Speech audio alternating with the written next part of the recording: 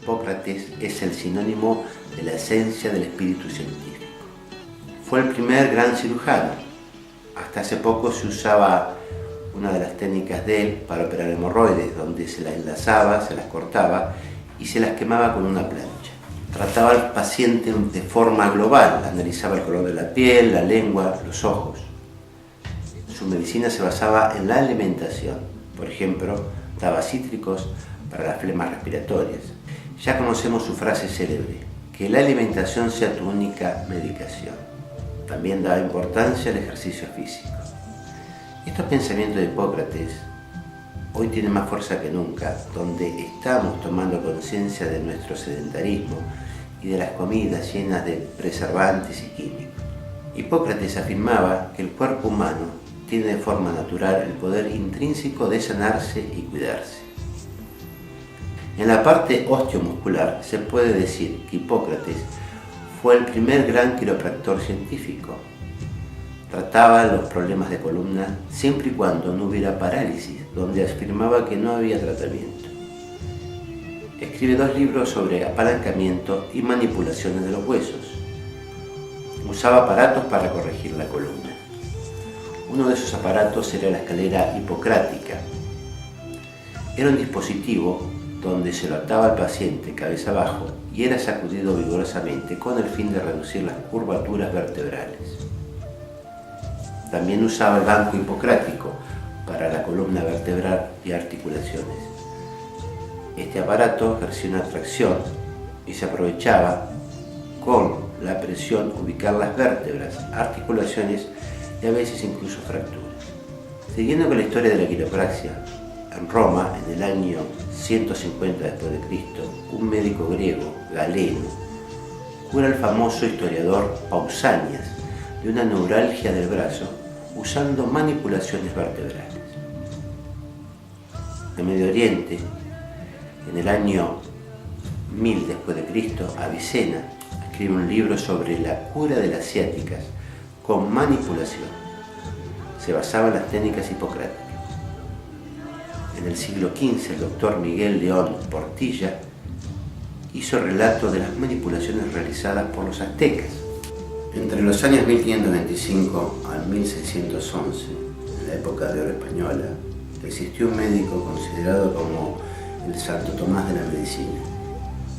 Se llamaba Luis de Mercado. Fue el que reconstruyó y organizó el saber médico.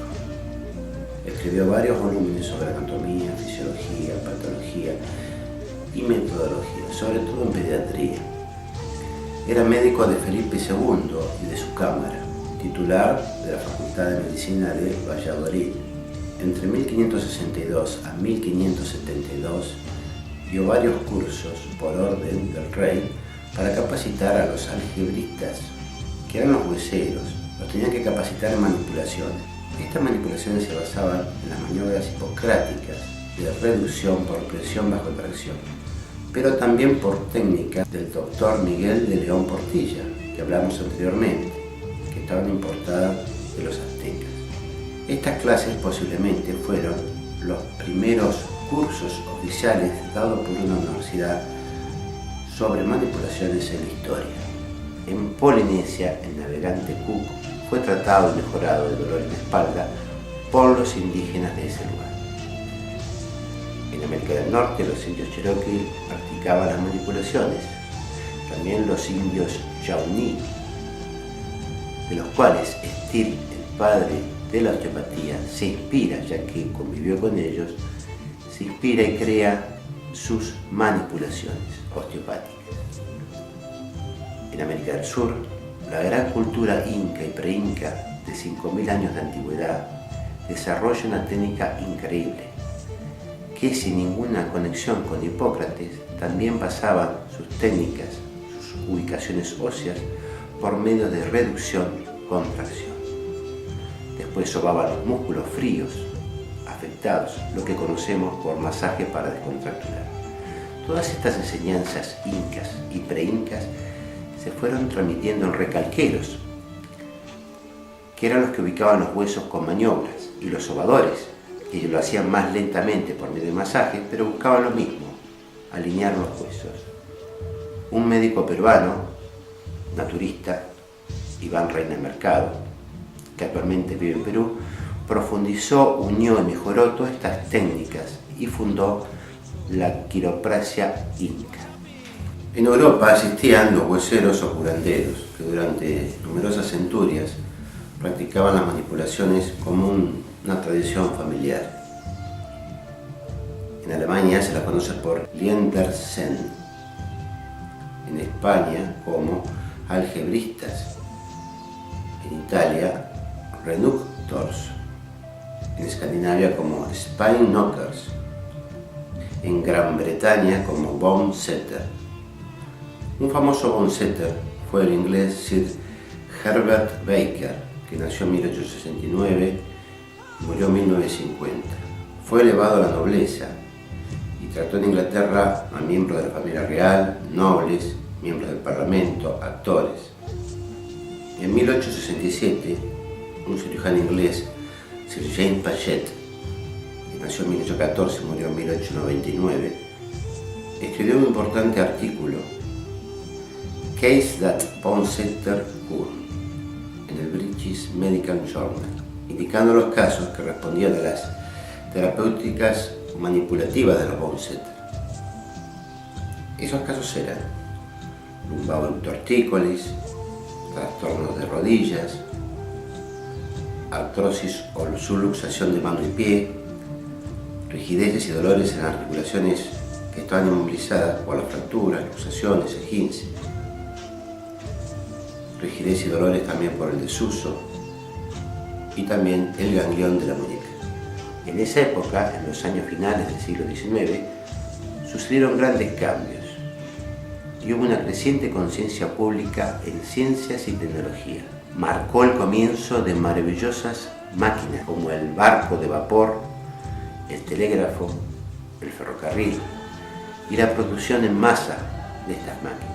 También fue una época de gran agitación por la posguerra de la secesión, que destruyó al país y su familia, sobre todo en la parte física y psíquica. Los hospitales eran escasos y más aún en zonas rurales. El hospital era un lugar donde iba la gente terminal a morir. La medicación se daba más en proporción a la gravedad del paciente, ya que había riesgo de iatrogénesis, que es la enfermedad causada por el tratamiento. Los maletines de esa época estaban llenos de fuertes vomitivos y purgantes, compuestos de alcohol, mercurio y otras toxinas. Por eso empezaron a crecer los remedios botánicos, la medicina homeopática, que fue fundada por el médico alemán Samuel Hahnemann, que vivió en el año 1755 hasta el año 1843. Se empieza a difundir la curación magnética creada por Mesmer. También toma fuerza la medicina alternativa, como la acupuntura, la osteopatía y la quiropraxia. Siguiendo con la historia, recién a fines de 1800, en Estados Unidos de América, se crea a la vez dos escuelas de manipulación, la osteopatía y la quiropraxia. Primero la osteopatía, creada por Andrew Taylor Still, que durante la Guerra de la Secesión se une a los confederados como médico y cirujano, adquiriendo una gran experiencia en la anatomía y fisiología del hombre vivo. Él, decepcionado por los métodos tradicionales de fármacos tóxicos, crea la osteopatía el 22 de junio de 1874. Posteriormente, el 18 de septiembre de 1895, se crea la quiropraxia, fundada por Daniel David Palmer.